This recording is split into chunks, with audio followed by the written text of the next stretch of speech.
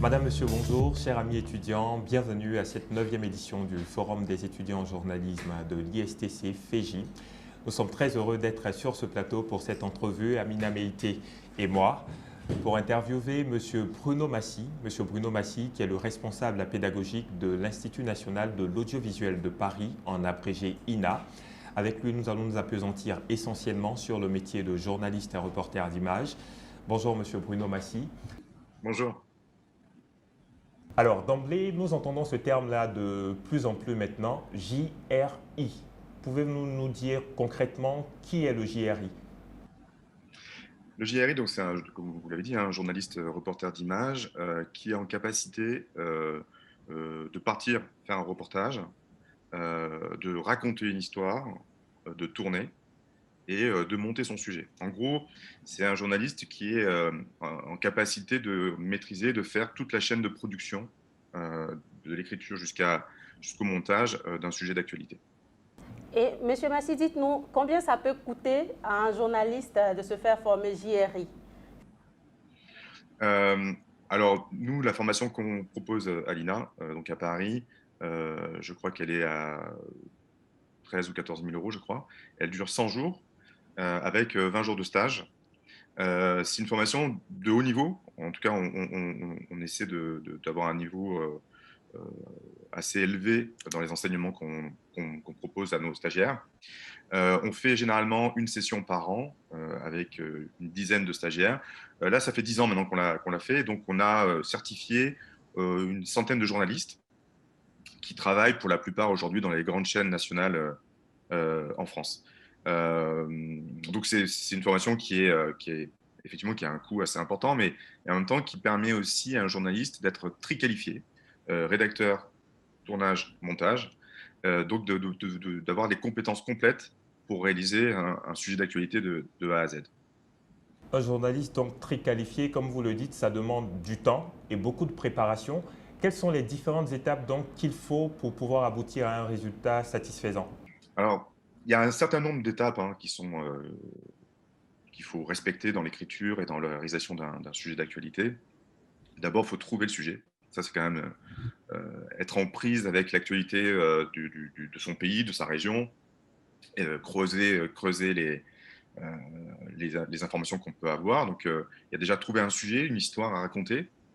Ensuite, on va passer par un travail d'enquête, chercher, se documenter, identifier des personnes qui seraient capables de, de, de, de raconter l'histoire, donc des intervenants qu'on va interviewer.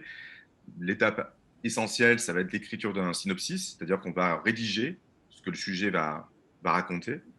Et ensuite, on va partir tourner, voilà, faire le reportage, rencontrer les personnes qu'on a identifiées, leur poser des questions, pour ensuite ramener les images qu'on a à la rédaction et commencer à travailler au montage.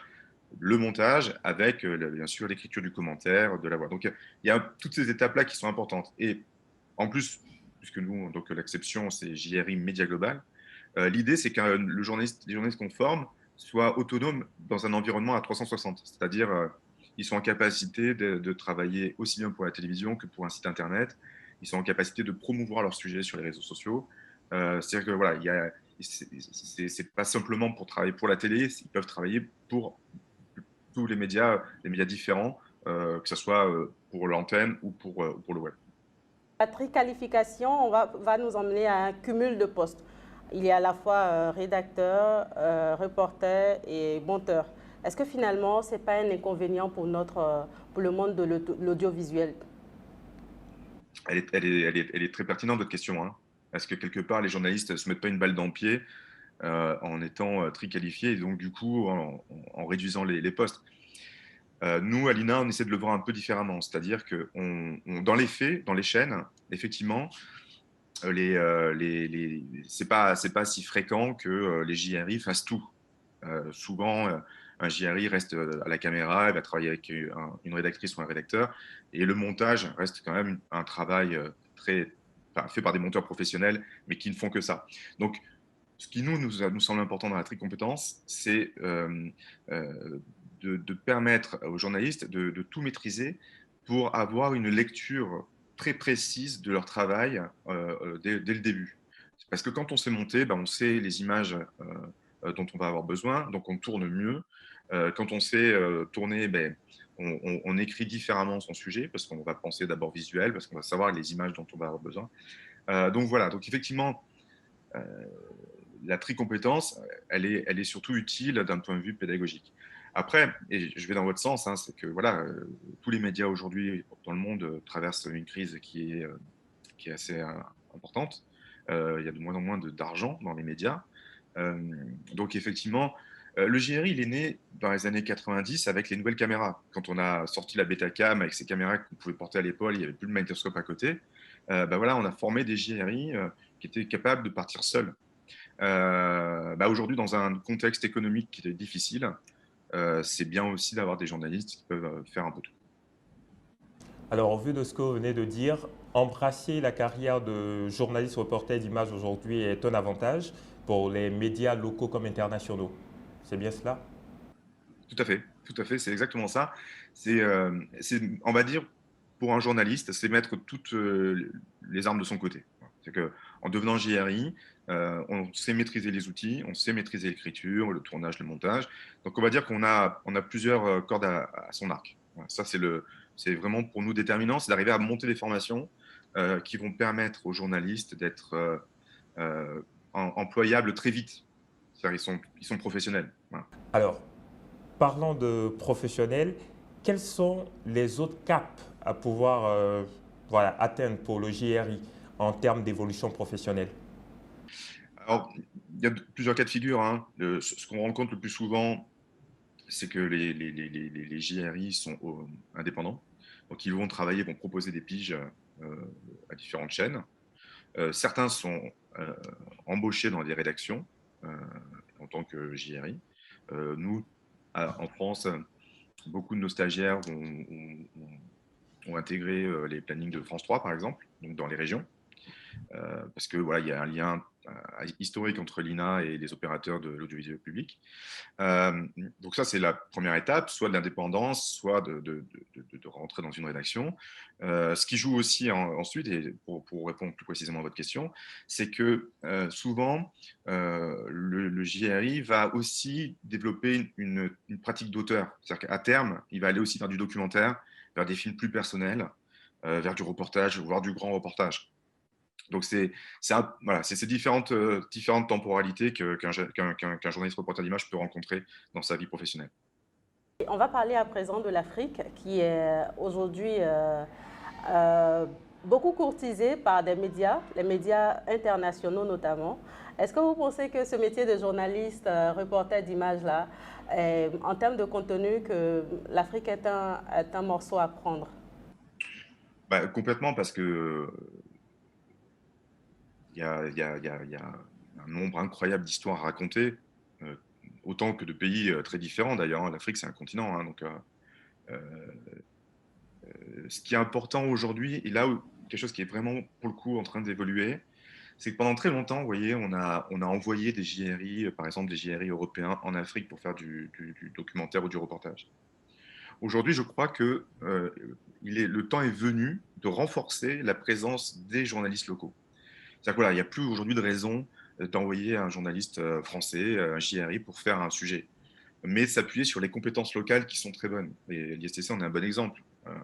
Vraiment, les étudiants que vous formez sont très bons. Donc l'idée, c'est que renforcer la présence de journalistes qui connaissent les pays, qui connaissent les problématiques africaines au sens large du terme, qui connaissent les territoires aussi, parce que c'est des territoires très vastes et puis très différents les uns des autres. Je crois que là, c'est un vrai pari pour lequel il faut s'engager. C'est dire, voilà, euh, on va donner les clés à des journalistes locaux pour que ce soit eux qui racontent l'histoire et non pas l'Européen qui vient pour raconter l'histoire qu'il découvre. Vous voyez. Donc ça, c'est très important, je pense, de renforcer la place des journalistes africains, des journalistes locaux. Et ça apporte plus de crédit justement qu'un journaliste local puisse produire lui-même un tel sujet plutôt que quand c'est fait de la part d'un Européen. Parce que l'Européen va arriver voilà, avec sa vision du monde, avec vous voyez, sa grille de lecture, qui va forcément couper court à la complexité que pourrait raconter un journaliste qui est qui connaît le terrain, qui connaît vraiment le terrain. Donc moi, je pense qu'il faut vraiment avoir confiance en ça et renforcer les compétences des journalistes locaux. Est-ce que des noms vous viennent maintenant à l'esprit de journalistes, reporters d'images qui sont sur le terrain en Afrique, des Africains bien sûr, qui arrivent à raconter l'Afrique comme il se doit et pour le compte des médias internationaux? Malheureusement, non, il y en a, hein, mais je les connais pas. Je les connais pas. Mais effectivement, je pense aussi que le développement de chaînes d'information, alors je pense à France 24 parce que c'est une chaîne d'information francophone, donc je pense que c'est par rapport à la francophonie, c'est assez intéressant. En revanche, non, je ne connais pas de journalistes qui sont sur le terrain, mais je serais ravi de les rencontrer et d'échanger avec eux. Ouais. D'accord, nous serons ravis aussi de vous rencontrer. Alors, il existe des formations qui mènent à ce métier de JRI et justement, l'ISTC ouvrira en collaboration avec l'INA en novembre 2021 la nouvelle formation de journaliste reporter d'images. Alors, pouvez-vous nous dire un petit peu plus sur cette formation? Ce sera quoi vraiment l'essence de cette formation? L'essence de cette formation, on l'a construite vraiment en collaboration très étroite entre l'ISTC et l'INA. Je suis ravi de ce partenariat. C'est un vrai plaisir pour nous de travailler avec l'équipe pédagogique de l'ISTC, qui est brillante et en même temps aussi très professionnelle. Donc, on a conçu une formation qui a trois aspects importants. Le premier aspect, c'est une formation tournée vers la pratique. C'est-à-dire que très vite, dans la formation, on va pratiquer les outils, la caméra, pratiquer le reportage, comme si on était dans une rédaction. Le point très important, c'est ça, c'est que il y aura de la théorie, mais il y aura surtout beaucoup de pratique, comme si les stagiaires étaient en situation professionnelle dans une rédaction. Le deuxième élément, c'est le haut niveau des intervenants. Voilà. Donc, on a aussi décidé de travailler tous ensemble sur la pédagogie pour avoir une pédagogie avec des intervenants de haut niveau qui vont être capables de transmettre leurs connaissances et d'accompagner aussi les stagiaires tout au long de la formation. Et le troisième point, c'est cette pluricompétence. C'est-à-dire, pour nous, ça reste l'élément déterminant aujourd'hui d'autonomie des journalistes. Ça reste d'acquérir des compétences de tournage, de rédaction et de montage. Donc voilà, les trois pans fondamentaux de la formation, c'est la pratique, le haut niveau pédagogique, d'accord, et la tricompétence. Et en termes de durée, ça va se passer sur combien de temps les formations quand on aura une collaboration ISTC-INA de Paris? Parce qu'on sait que l'ISTC offre des formations ici pour former des journalistes en moyenne en 3 ans. Et en termes de durée, est-ce que ça pourrait raccourcir effectivement le temps de la formation? Alors, on a un modèle, hein, on s'est appuyé sur ce que nous on fait là, qui a servi de base et qui a permis ensuite de nourrir les échanges. Ce modèle-là, il est sur 100 jours avec un stage. Là, on est en train de voir est-ce qu'il y aura stage ou pas. Il y a encore des petits ajustements à faire. Mais néanmoins, oui, on va travailler sur un temps concentré. Voilà. L'idée, c'est aussi d'être dans cette pédagogie-là, de pouvoir proposer une formation très complète, mais dans un temps assez resserré, pour que rapidement les stagiaires, les apprenants, puissent aller sur le terrain et travailler pour des médias et rentrer dans la vie professionnelle. Donc, effectivement, ça va être une formation qui va être très intense. Je crois qu'il y aura beaucoup de boulot, mais ça sera payant parce qu'on sait que ça marche. On sait que ça marche quand on est complètement immergé dans une formation. On avance et on avance vite. Ça sera payant. Est-ce qu'on a une idée déjà du coût de la formation? Voilà. Est-ce que ça va? Parce qu'on sait le prix. Je ne peux pas vous dire, et c'est pas du tout de la langue de bois. Je peux pas vous dire parce que c'est encore en train d'être discuté et aussi il faut que ça rentre dans un modèle économique qu'on est en train encore d'élaborer. Il y a encore un peu de boulot, hein, mais on a très bien avancé. Mais en tout cas, toutes les personnes en fait qui désirent apprendre ce métier-là s'apprêtent. C'est ce qu'on peut dire déjà. Et il y a certainement dans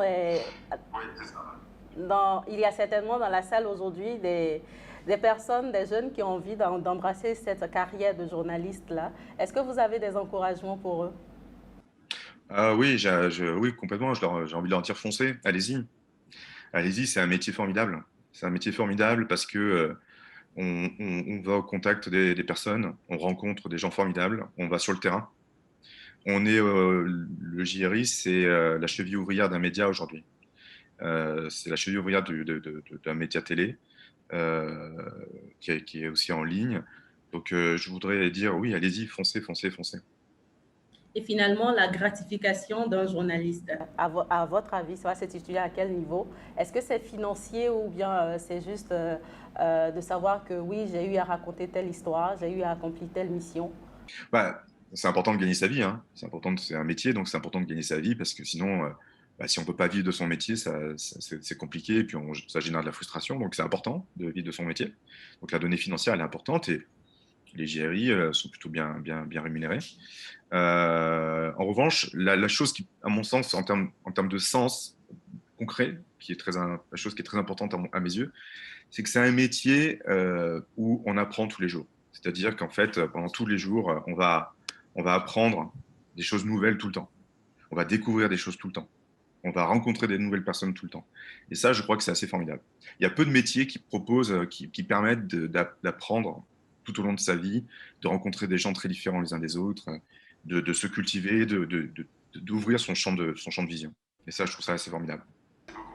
En tout cas, merci beaucoup, Monsieur Bruno Massy, de nous avoir accordé cette entrevue. On retient que le JRI est la cheville ouvrière d'un média en général et c'est un journaliste complet de A à Z, on peut le dire ainsi. Nous espérons que vous en avez appris davantage sur ce métier-là. Et nous vous disons merci encore, M. Bruno Massy, qui, on le rappelle, est le responsable pédagogique de l'Institut national de l'audiovisuel de Paris. Merci et très bonne suite de FEJI.